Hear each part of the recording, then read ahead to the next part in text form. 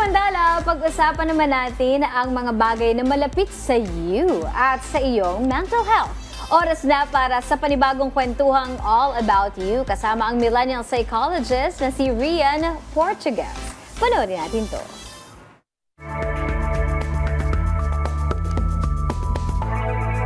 Magandang araw. Ako nga pala si Rian Portugues, your millennial psychologist at welcome sa All About You. Kung saan ito yung safe space mo at pag-uusapan natin ang tungkol sa'yo. Para sa araw na to, magbabasa tayo ng letter. At ito yung letter na nanggaling kay Carla. Ang sabi niya, ano po ang gagawin ko na pinag-iisipan ako ng masama ng kamag-anak ko na nagpaaral sa akin. Sa iba ko pa malalaman na pinag-iisipan ako ng masama. Ang masakit sa akin ay akala ko tinuring nila akong anak. Gets ko na pinag-aral nila ako pero di ko pa rin maiwasan na masaktan.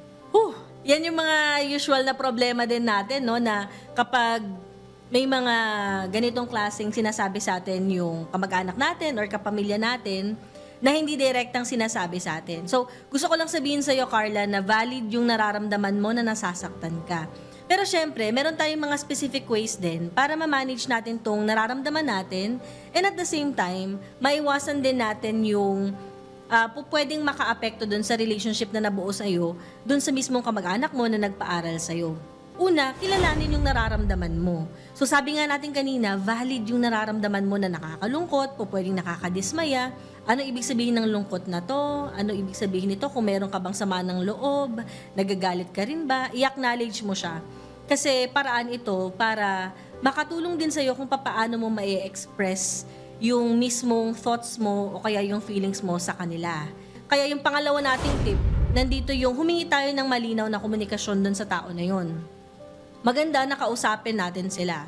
Siyempre, kausapin mo sila sa time na talagang ano ka naman, na relax ka din naman kahit papaano o kaya naman mas mahinahon ka. Hindi naman agaran na kapag nakilala mo yung nararamdaman mo na masama yung loob mo, talagang dediretsuhin mo na sila at kakausapin mo na kagad na galit ka. So, mahalaga talaga na kakausapin mo sila sa panahon na ready ka na talagang kausapin sila.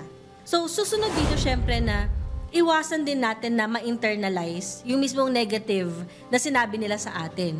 Tulad niyan, na-mention mo kanina, na sabi mo, akala mo itinuring kang anak. Para bang nawala na talaga lahat-lahat ng efforts nila na pinag-aral ka nila at inisip mo na kagad na parang kinut off na parang hindi ka nila anak na dahil dun sa narinig mo. Although hindi ko alam kung ano particularly yung sinabi sa'yo. Pero tulad nga ng sabi natin, maganda na linawin mo yun. Sumunod, syempre, importante na humanap tayo ng suporta. Yung mga taong mauunawaan tayo at maiintindihan tayo.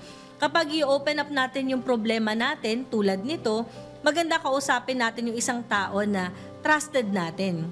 Kasama din dito yung self-compassion. Kasi syempre may mga times kapag nagkakaroon na tayo ng self-judgment mula dun sa naririnig natin sa ibang tao, iniisip natin yung mga bagay na hindi maganda patungkol sa atin.